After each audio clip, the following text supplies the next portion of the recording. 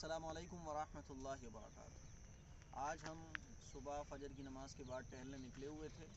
सभी अपने मुसलमान भाइयों और बहनों से गुजारिश है कि सुबह फ़जर में उठने की आदत बनाएं। आजकल हम लोग शिकायत करते हैं ना कि यार बदन टूटा हुआ हो रहा है, सुस्ती है, कमज़ोरी बहुत आ गई है। फिर हम दवाइयाँ कराते हैं और डॉक्टर से साहब वो कंसल्ट करते हैं, दवाएं वगैरह हमारे घरों में भरी रहती हैं। उसकी एक वजह ये भी है कि हमारी बॉडी चुस्त और अच्छी सेहतमंद इसलिए भी नहीं रहती है क्योंकि हम लोगों की फ़जर में उठने की आदत ख़त्म हो गई है। फ़जर में उठने की आदत ये इंसान को सेहतमंद बनाती है। और हुज़ूर अलैहिस्सलातु वस्सलाम का इरशाद है ना कि जो फ़जर के बाद भी सोता रहता है, सूरज निकलने तक सोता है, तो शैतान उसके कान में पेशाब कर जाता है। और जी। आम तौर पर ये जो शिकायत होती है कि साहब वो बदन टूटा हुआ है और कमज़ोरी बहुत आ गई है, जवानी है, 25 साल की उम्र है, लेकिन कमज़ोरी, उसकी एक वजह ये भी है कि हम सुबह फ़जर के बाद नहीं, फ़जर से पहले नहीं उठते हैं और फ़जर के नमाज़ पढ़ते भी हैं तो फ़ौरन सो जाते हैं। इसीलिए आप फ़जर की नमाज़ पढ़ें, थोड़ा बहुत टहलें, वॉकिंग करें, वर्जिश करें, सुबह सुबह थोड़ा सा टहलने के लिए निकलें खुली हवा में, और उसके बाद फिर आप आधे एक घंटे बाद सो जाएं तो एक अलग मामला है। लेकिन मैं तो ये कहता हूँ फ़जर के बाद नहीं सोना चाहिए। तो आज हम ये निकले हैं, इधर ज़रा व्यू करके हम आपको दिखाते हैं नज़ारा।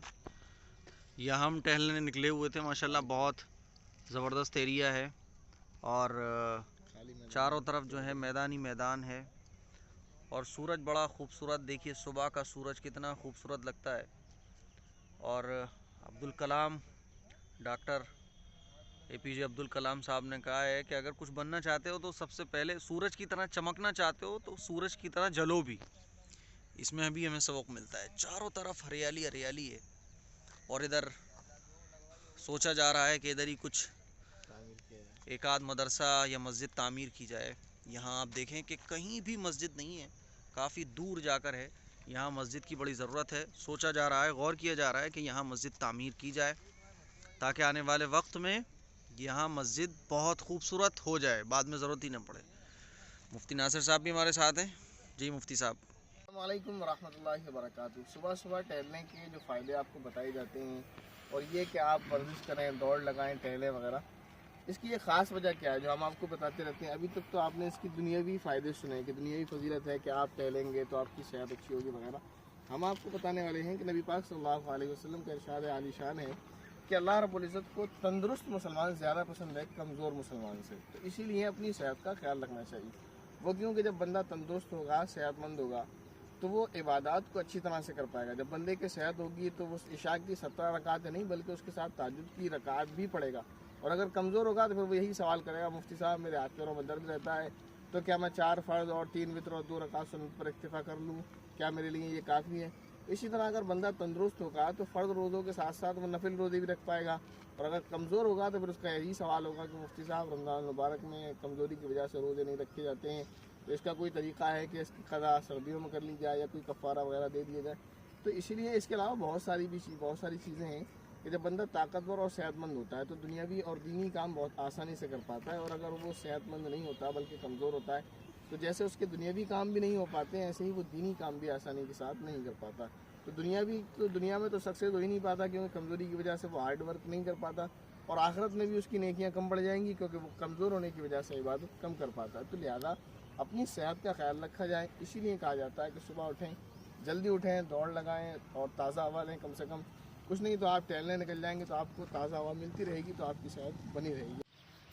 और कमाल की बात यह कि हम आज जितने भी मोटिवेशनल स्पीकर्स को सुनते हैं और जितने भी ये लोग होते हैं जो साहब रूहानी बयान करते हैं, चाहे वो गैर मुस्लिम हो मुस्लिम हो, सारे के सारे मोटिवेशनल स्पीकर्स जितने भी हैं सब हमारे आका सल्लल्लाहु अलैहि वसल्लम की अहादीस मुबारका के खुलासे ही बयान करते हैं।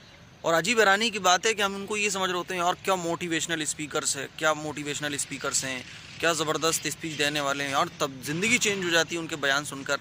हालांकि सारी चीज़ें वो इस्लाम से कैच करके अपनी ज़बान में बताते हैं और हम उस पर वाह वाह कर रहे होते हैं। इसीलिए बड़ी ज़रूरत है कि हम लोग अपने इस्लाम को मुताला करें और सुबह फ़जर में उठने की आदत बनाएं।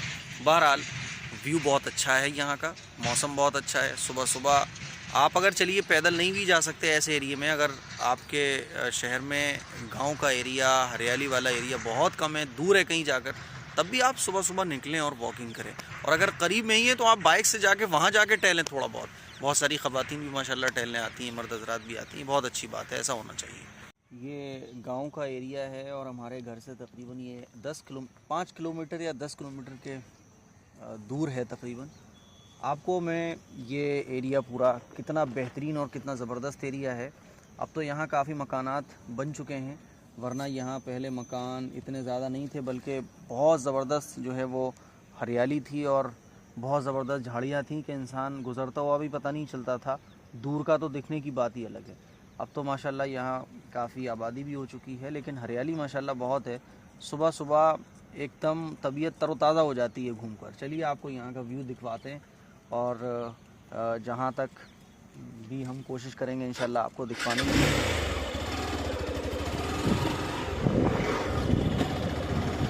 नासिर साहब जी, रास्ते में कोई भी नज़र आए ज़रूरतमंद तो आप फ़ौरन मुझे बताइएगा, हम लोग उसको उनकी मदद भी करेंगे। जी इंशाल्लाह। तो यहाँ मकानात बन गए, पहले मकानात नहीं थे। जी जी, उधर देखो कितने सारे मकानात। क्या नाम है इसका? शाहिद नगर है ये इलाका शाहिद नगर कहलाता है गालिबन, जैसा कि यहाँ लिखा हुआ देख रहे हैं। खेती दिखाएं जरा हमारे व्यूअर्स। खेती है ये किस आलू की खेती लग रही है शायद। किसी और किसी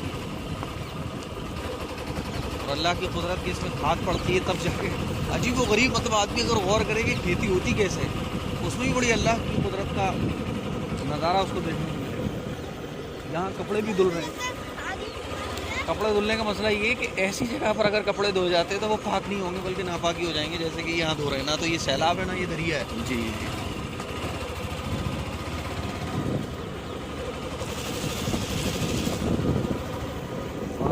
यहाँ कुछ लोग क्रिकेट खेल रहे हैं, चंद ही लोग हैं। सुबह सुबह आए हुए होंगे, तकरीबन ज़्यादातर चले गए होंगे।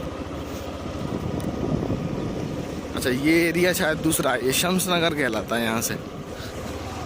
वो पीछे एरिया कुछ शाहिद नगर था, ये शम्स नगर है। ये कुछ कांच के टुकड़े पड़े हुए हैं जो यहाँ से छानने के बाद जो है फैक्ट्री में जाएंगे दोबारा। और इंशाल्लाह कभी हमें वक्त मिलेगा तो आपको दिखाएंगे फैक्ट्री में जाकर के चूड़ी किस तरह बनती है। ये कांच है, ये फैक्ट्री में जाने के बाद ज़रूरतमंद नहीं शायद देख लेते हैं।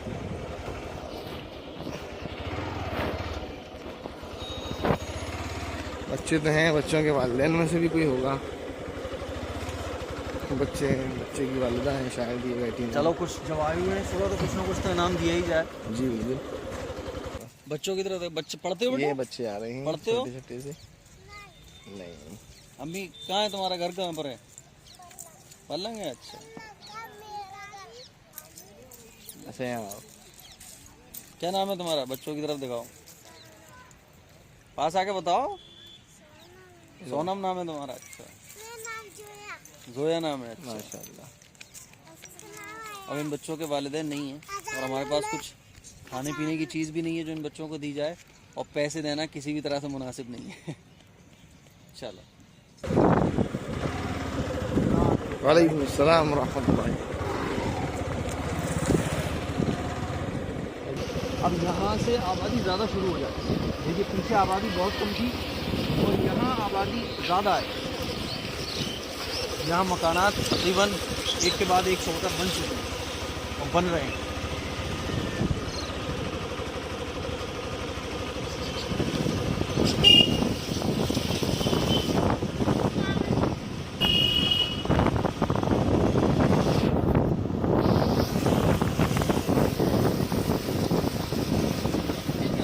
और आबादी आती है, जैसे जैसे हम कहीं जाएंगे शहर के, वैसे वैसे आबादी बढ़ती चली।